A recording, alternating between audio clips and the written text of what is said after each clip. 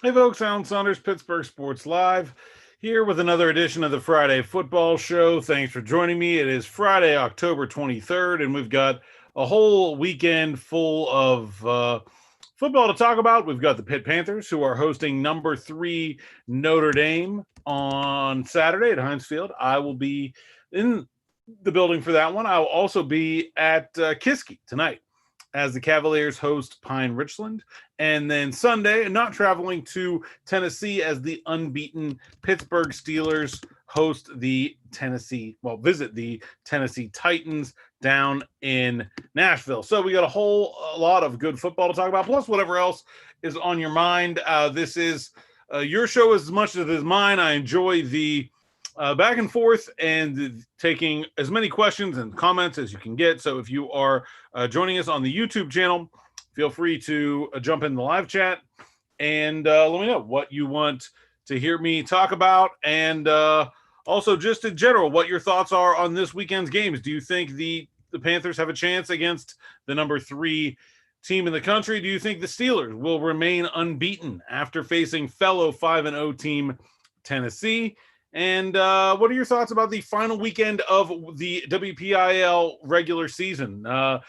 It's going to be an interesting playoff situation as the league is going to have to decide in many cases which teams make the postseason. Something I'm sure absolutely no one will disagree with any of those decisions. They'll be just totally broad-based, completely transparent, and there will be no drama whatsoever with regard to who makes the WPIL postseason. So maybe we can get in on that as well. And also, if you are a member of the Pittsburgh Sports Now diehards, if you're a subscriber, it's only a few dollars a month. You can join me on video on this Zoom link that is part of the YouTube stream and share your thoughts with the world about the weekend of college football, professional football, high school football, electric football, fantasy football. Just don't tell us about your fantasy team. No one really cares. But the link to the join the Zoom call is in the Diehards forum at pittsburghsportsnow.com. So if you are a diehard or you want to very quickly become a diehard, you can do so and you can join the call and join me on video through Zoom, which should be a lot of fun. For the rest of you, YouTube platform, jump in with a comment or a question or anything like that, and we will get to those certainly as soon as I can. And I want to start with the Panthers because this is a really interesting game in that I'll be honest, I think a lot of Pitt fans have almost completely checked out of this season. I think when you start 3-0 and then you fall to 3-3, you lose a lot of the momentum, especially when you lose 2 games that you were supposed to win. Games that Pitt was favored against NC State and Boston College. They lose 2 of those. They lose to Miami, a game that maybe a more forgivable loss. But not good feelings from the Pitt faithful right now. And then, you get the number 3 team in the country coming in, and certainly not a game that Pitt's expected to win. Opened as 9.5-point underdogs. I haven't seen an updated line in a minute. Let's see if I can come up with one here. It looks like 10 is what I'm seeing right now. And of course, your line and or bookie may vary. But 10 points, not a huge spread to me. And I think that's actually the thing that really interests me about this game is that it's a good matchup for Pitt. I think we've seen Pitt play Notre Dame tight over the years. And one of the reasons for that is that Notre Dame tends to play everybody tight. This is not an offense that is explosive. It's not an offense that scores a ton of points. And I think Pitt can hang with them. I mean, Pitt's strength is their defense, but they've been able to move the ball. They haven't been able to score at a very successful rate, but if you look at their yardage totals, they've moved the ball okay. They haven't gotten dominated from a field position standpoint.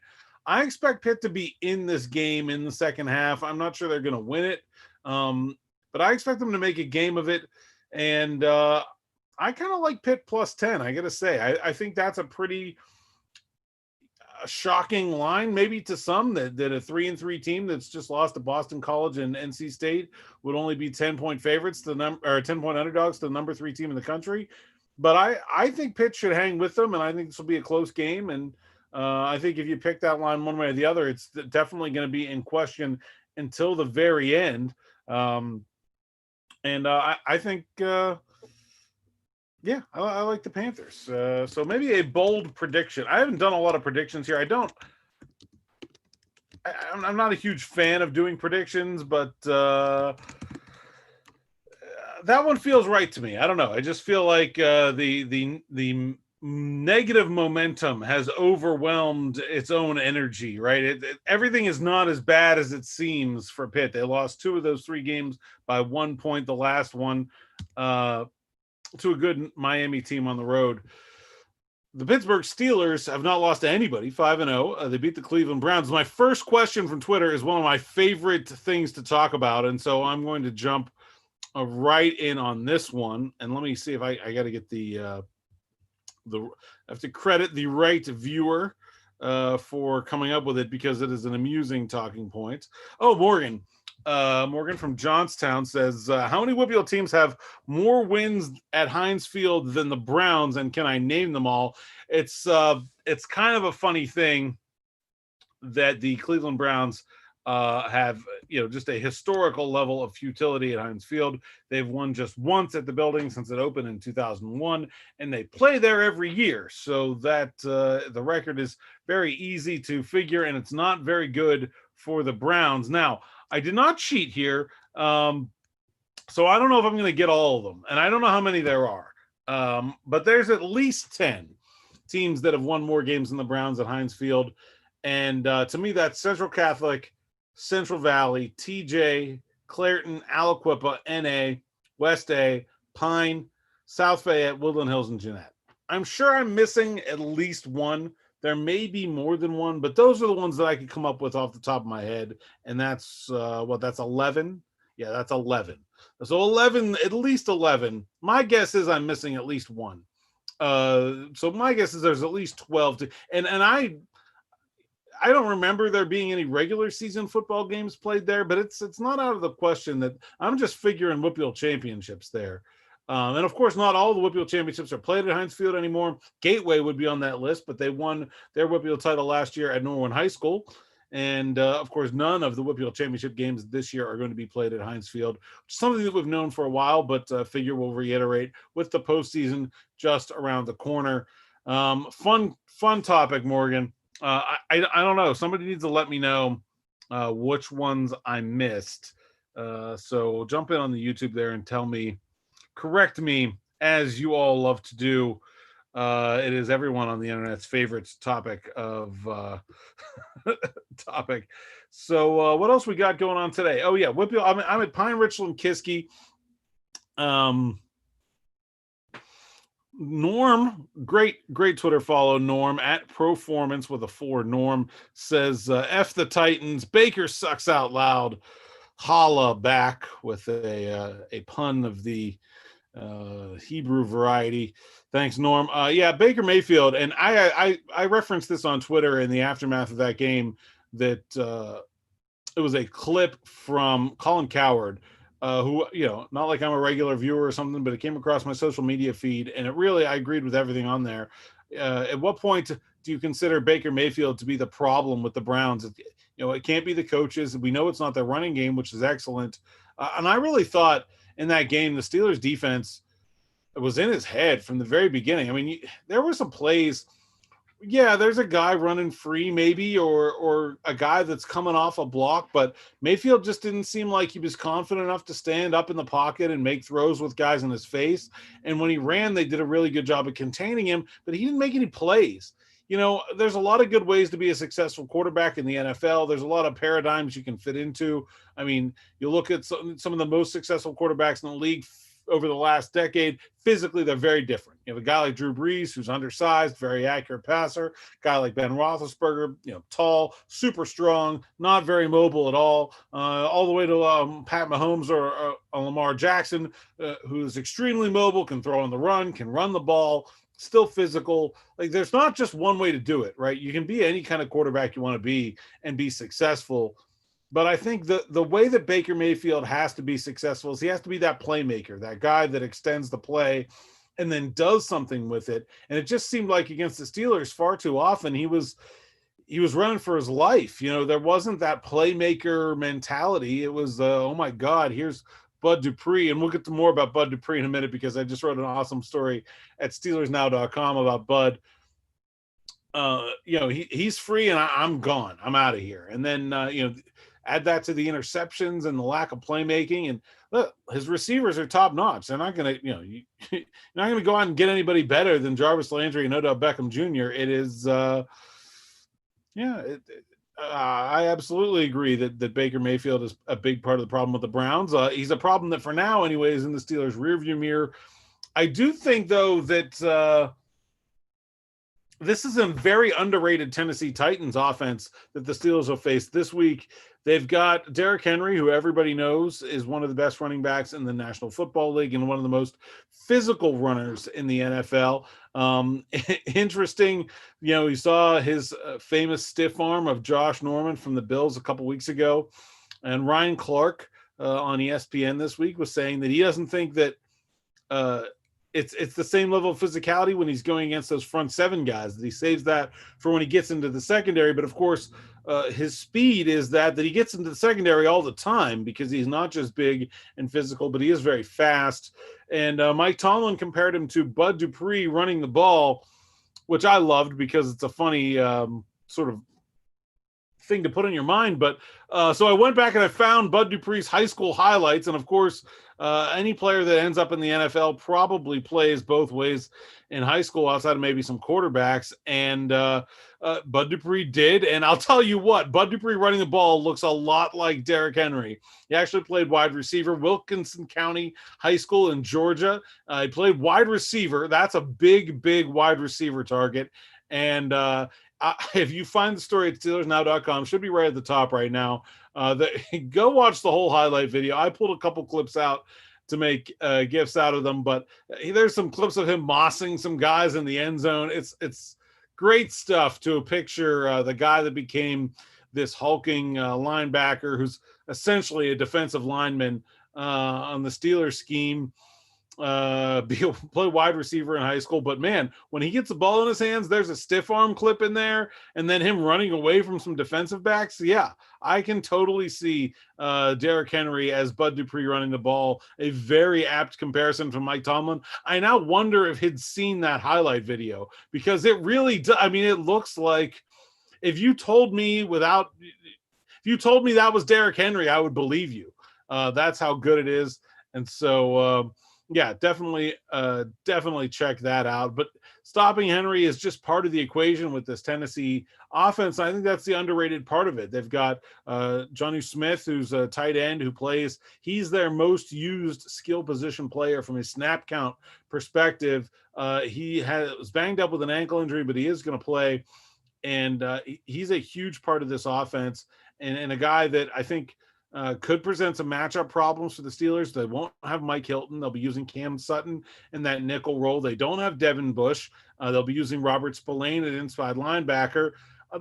Those two guys, to me, listen, if you're relying on those guys to tackle Derrick Henry, there's going to be some Josh Norman moments, right? That's the bad place already. If those are the two guys that are providing all your run stopping power, but in the passing game, they're really important cogs of the Steelers defense. And I think without them, that's going to be the bigger challenge. Yes, Derrick Henry is a talented player. He's probably going to get his yards. But when you look at what the Steelers have done to Kareem Hunt, to Saquon Barkley, I think even without Hilton and Bush, the Steelers can shut down a running game or at least minimize the impact of a running game. I'm more concerned about what Ryan Tannehill, this is not a receiver group that jumps off the page at you, but he gets rid of the ball quickly. He's a smart player. He is not going to be rattled by the Steelers' pressure. I mean, if they get free, they will be able to bring him down. It's not like he's a super mobile guy, but he has that confidence to stand in there, to throw those short routes, to get rid of the ball, to live the fight another day. And I think that's going to be the really key for the Steelers' defense. They've got to find some way to get Tannehill off his game a little bit and to protect those players. Cam Sutton at nickel, I don't have a lot of worry about Sutton. He's played a ton as the Steelers' dime corner, but then if they go to a 4-receiver set, you're looking at maybe Justin Lane being involved in the defense really for the first time in a significant way. And what do they do with Spillane on the passing downs? Does he remain in the game in nickel and dime as Bush did? Is he going to be a 3-down linebacker? Will they go to a guy like Marcus Allen instead? I don't know. Either way, not a ton of experience at that inside linebacker spot, and definitely something that I think, I mean, listen, we saw what happened with the Steelers defense, unfortunately, when they lost Ryan Shazier a few years ago. It can be taken advantage of when you don't have that kind of player in the middle that can provide that coverage ability. I think Vince Williams has been playing some of his best ball, but I think I attribute a good bit of that to having a Devin Bush beside him and being able to sort of play more freely forward against the run, and also to not have those super disadvantageous matchups in the passing game. I remember a couple of years ago, famously, Vince up against Keenan Allen when the Steelers were playing the Chargers. That hasn't happened much because of Devin Bush's presence. And I wonder how much the Titans will be able to scheme up some plays to get some of their athletic receivers or some of their two big tight ends. They use Anthony Frisker, their second tight end, as well, a good bit. So if they can get some of their slot receivers or their tight ends in one-on-one matchups against Spillane, against Vince Williams, maybe one of those bigger guys against Sutton, I think there's some matchups that can be exploited there, and I think Tannehill is a talented enough quarterback and just a steady hand that he can get the ball to those guys in space. We've got a YouTube comment from Zach Wells. Zach, thanks for watching. Thanks for joining us. What do you think about James Conner, and can he have success against the Titans defense? Talked to James Conner today, and he said, football's a lot of fun right now. The Steelers are 5-0, and James Conner is running as well as he has at any point in his NFL career. I'm not sure what exactly the difference is. I don't see a different person physically from what he did last year, but man, the results are phenomenal.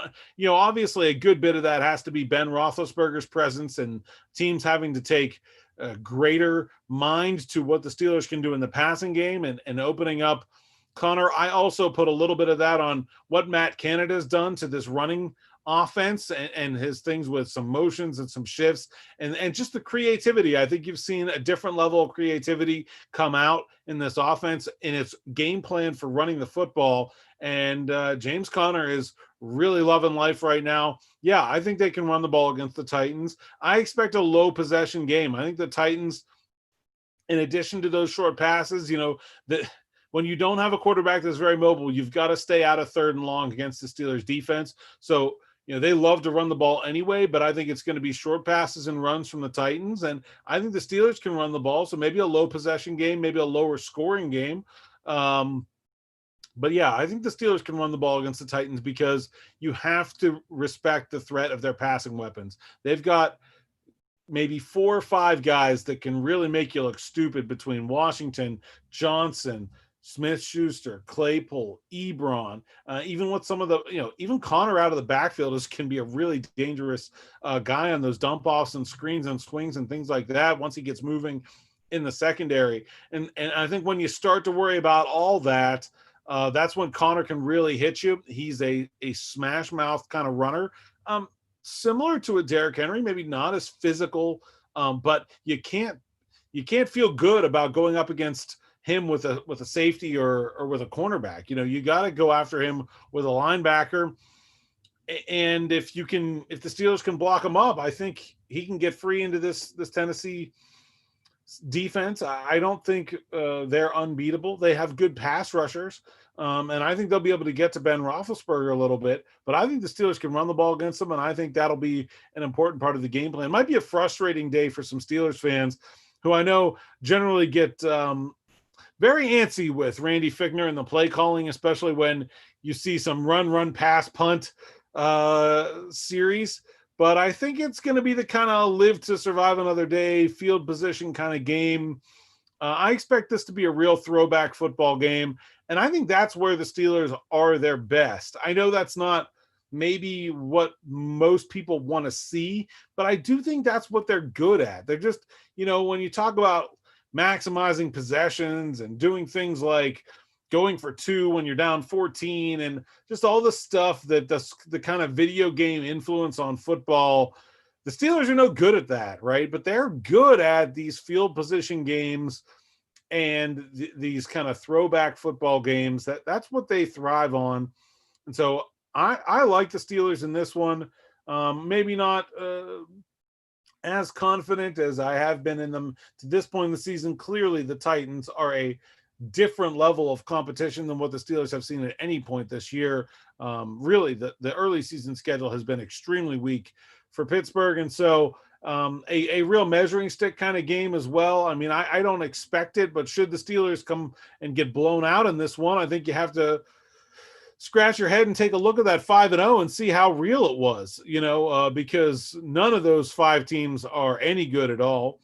And the Titans will be the first significant obstacle in the Steelers season, and the first in a series of significant obstacles with games at the Baltimore Ravens and the Dallas Cowboys in the next 2 weeks. I don't know how significant the Dallas Cowboys are. The entire NFC East put together might make one good team, but it is a road game in a relatively difficult venue that I believe has been having fans in the stands. So you never discount that type of thing. Certainly also not the same kind of game it looked to be at the beginning of the season, now that the Cowboys are playing without Dak Prescott for the remainder of the year. Andy Dalton strikes fear in nearly no one, but certainly not the Pittsburgh Steelers. What else we got? Do we have any more YouTube comments? No, that's it. Just Zach. We will go to Twitter and see if we can drum up some more. Excited about this one in tonight. I'll talk about my high school game in Kiski and Pine Richland, and Miguel Jackson, who is an offensive and defensive lineman for Pine Richland, play a little bit of quarterback. If you want to go find, I will retweet the video here from Miguel so you can find it on my video.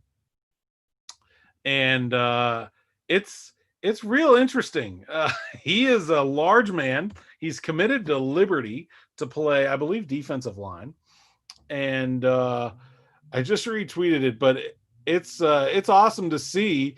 And obviously they have they have a talented passing offense, but the big man Wildcat is something I'm looking forward to see. What's a very large cat? Like, is there like a notoriously girthy cat? That's what we need. Like, that's what, it's not a wild cat. It's a big cat. It's a fat cat. Maybe the fat cat. Can we call it that? I don't know. That's borderline insulting, but I think most linemen would be okay with it. But so I'm looking forward to that. And Kiski's got some players as well. Not a team that generally you think of when you're thinking about Division I players that come out of Western Pennsylvania. But there are some players on this Cavaliers team. Jack Diltz is going to Duquesne and is one of them that I'm really looking forward to. And then anytime you've got a guy named Beef, I really want to see him, right? Brandon Lawhorn Moore is the Kiski lineman who is picking up some Division I offers as well. And his nickname is Beef.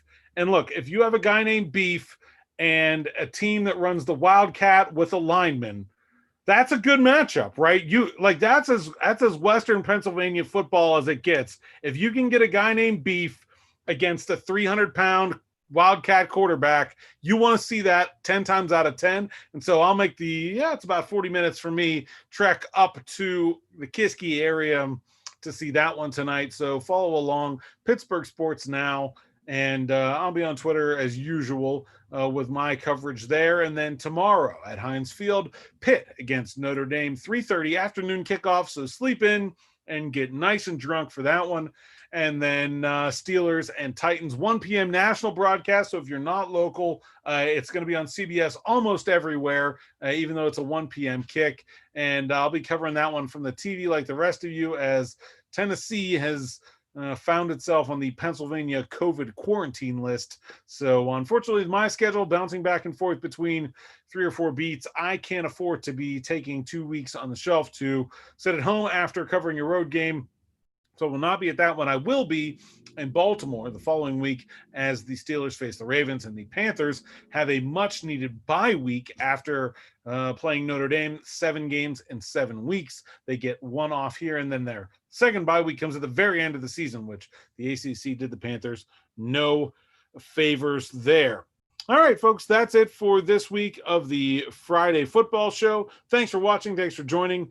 We got to get a diehard in here on video. I'm going to keep doing this until one of you decides to man up and come on and share your opinions with the world on Pitt football or whatever else you've got. It's an open forum here at the Friday Football Show. We have football on the name, but we don't stick to it super well. So whatever you got, I'm game. Let's do that next week, and I'll be on the verge of covering a WPIAL playoff game. However, the teams are decided, and again, I'm sure, as I said earlier, that will be completely controversy-free.